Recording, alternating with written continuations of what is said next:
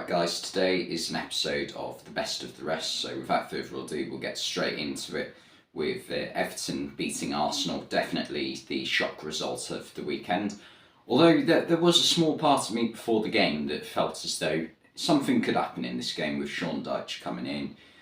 The Everton fans, I think, were going to get behind Dyche, and you know, Everton produced a performance that was amazing, to be honest. Nothing like anything we've seen from them this season. It was high intensity, which is something we haven't seen from Everton in a long time, because they've been largely sluggish over the past 18 months, I feel, under Lampard and Benitez. But this game, they put Arsenal under lots of pressure. Arsenal had very few chances in this game. The best two chances for them probably came in the first half, which Nketiah had the best chance when he did well to get into his space to get the shot off, but the shot was quite poor, and Cody had to make a goal line clearance to stop Saka. But other than that, Arsenal didn't really test Jordan Pickford that much. Whereas Everton, on the other hand, Everton created far more chances. Calvert-Lewin could have scored on another day on a couple of occasions. Decore had a decent header that he maybe should have done a little bit better with. They created lots of opportunities, and the one for me who completely dominated the midfield was Amadou Onana. I said at the start of the season, after I'd only seen him a couple of times, I thought he's going to be a brilliant player, because he's just so athletic. He's made for the Premier League. He's in a similar way, he's got that Vieira-like ability of just ridiculously long legs, where he can sort of, bend them round a player and nick the ball off them without conceding a foul. It's, an ability that not many players have. He's just that, long, if that makes sense. But also, he can run with the ball. He's so quick once he does get going, and that created a couple of chances for Everton today. The goal in the end came in the second half through James Tarkowski, and I mean, you couldn't script this, could you? The first goal for Everton to beat the top of the table Arsenal comes from a Dwight McNeil corner and a James Tarkowski header under Sean Dyche. That's brilliant. It was a good header, and it was enough to win the game for Everton in the end.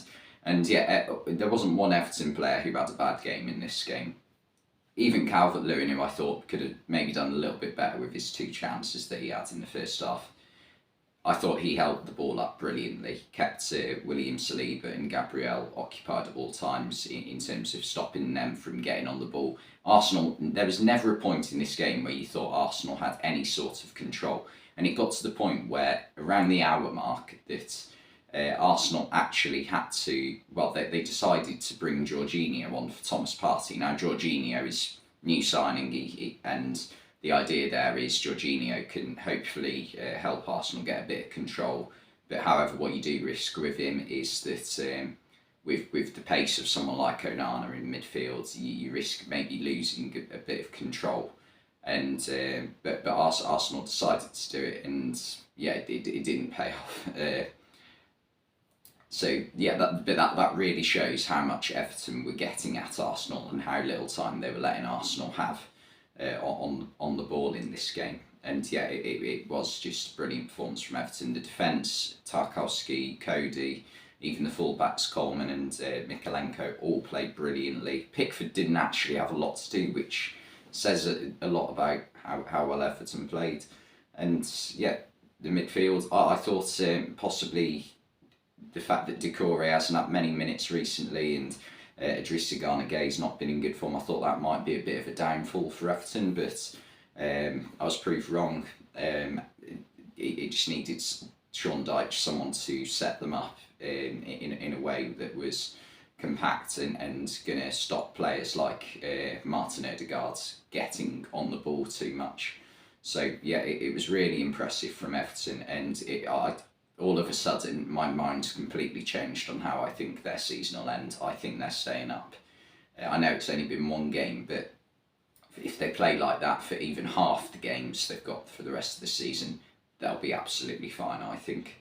And and yeah, Goodison Park is never a nice place to go. And then on the Saturday tea time kickoff, Newcastle and West Ham drew 1-1. And I think this was always going to be a game where we found out a lot about West Ham, because right now the relegation battle is very tight. There's like about 7 teams who are in it. Everton impressed on Saturday, Wolves impressed on Saturday as well. And I didn't think Bournemouth looked too bad against Brighton either. So, you know, it is quite open at the moment. And West Ham, they got a good result against Everton last time out in the league, but that was a poor Everton side under Lampard. They got a win against Derby in the Cup as well, but without really looking too convincing. So this game was always going to be interesting. And when Newcastle had the ball in the back of the net twice in the first 2 or 3 minutes, first one being disallowed, I just thought, okay, we could see West Ham collapse here if Newcastle, you know, managed to get a few more before half time. Because Newcastle started out really fast and West Ham looked half asleep for the first 5-10 minutes of the game. The first goal was a well-worked move. Joe Willock took it really well, but the ball did just go out of play before Almiron could keep it in. And the second one was a brilliant pass through Sean Longstaff. Comes straight from a goal kick. It just wasn't good enough from West Ham to start with.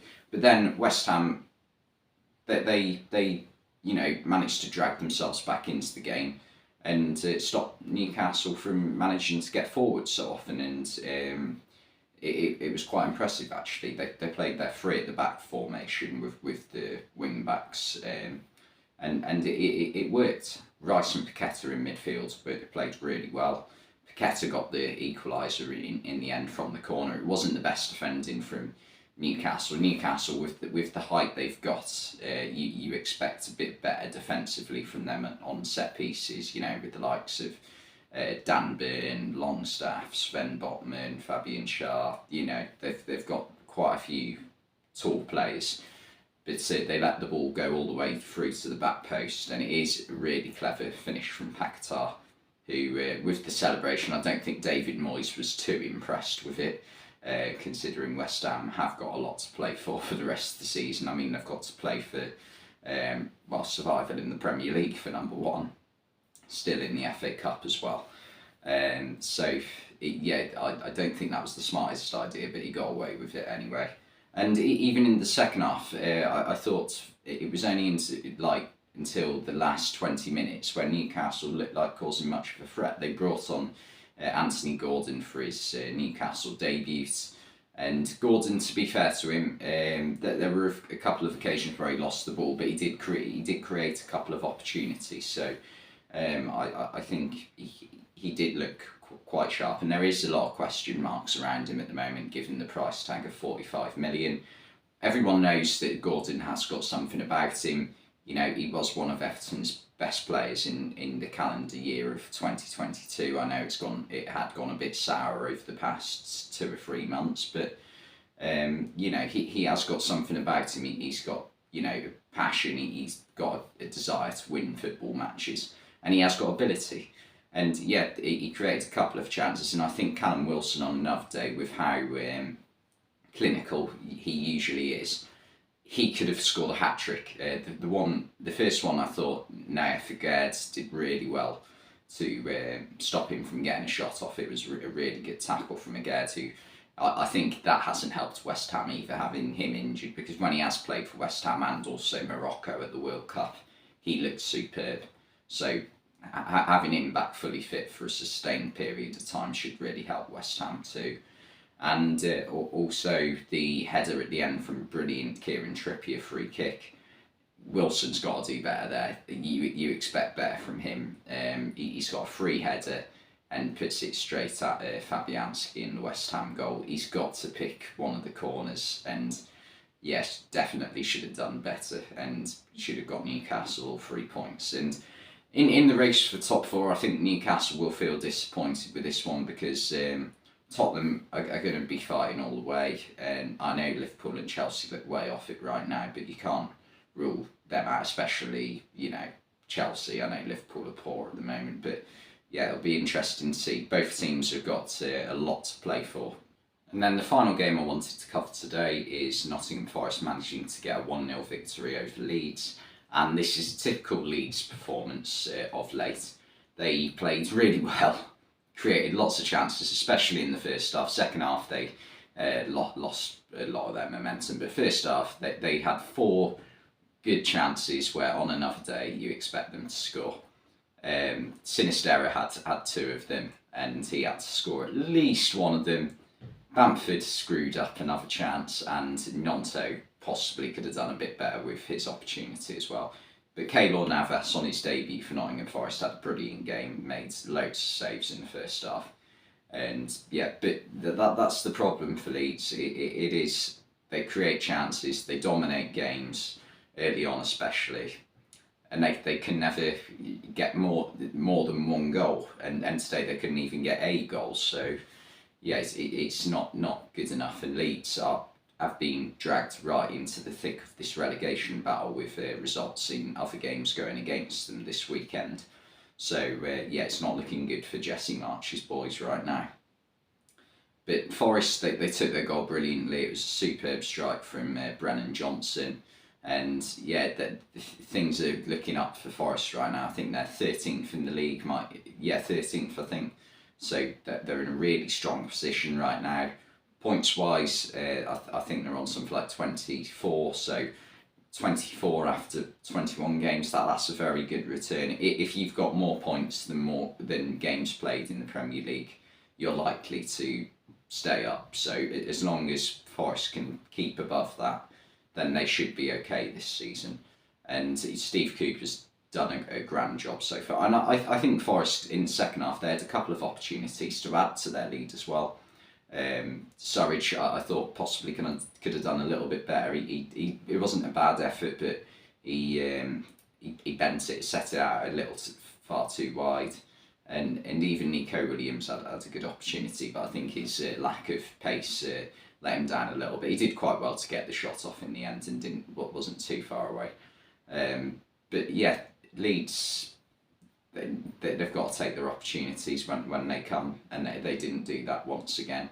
I think maybe there was one instance in the first half where I think maybe they can feel a little bit hard done by. I thought Danilo in midfield for Forest was fortunate to get away with red card for.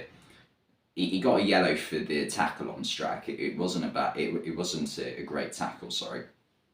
But then he knows what he's doing when he's put his studs down, and it's hard to tell if he actually catches Strack, but he's very close to it, and Strack was clearly in pain from it. So I think he was very lucky to get away with it, and I think Steve Cooper did make the right choice in substituting him in the second half. So yeah, I think that's maybe one thing Leeds can feel a little bit hard done by. Although, to be fair, Leeds were a little bit better, I thought, when Weston McKennie did come onto the pitch. He seemed to make a little bit of a difference. But also, Bamford's very good at holding up play, but you can't rely on him at the minute to score you goals. He misses far too many opportunities, I think. And I know he has a good season a couple of years ago. In fact, he was that good that he did get called up for England on one occasion, I think. But that's a very different team. He's playing in a Bielsa team where chances were going to come his way. And right now, you can't rely on him to be available because he's so injury prone. And also when he is on the pitch, when a chance comes his way, he's likely to make a mess of it. And yeah, that's a big problem for them. So I think with Rodrigo's injury, Leeds need to give Jorginho Ruta a go, because I've been impressed from what I've seen of him from his time in Germany, and yeah, I think he should be given his chance, because Bamford's clearly not doing it right now. Nonso played very well again, but yeah, it wasn't like it was a bad defensive performance from Leeds either, so I think they'll be really disappointed that they just couldn't score, especially in the first half when they did dominate the match. But another really good result at home for Forest, and a clean sheet at home again for Forest, so fair play to them.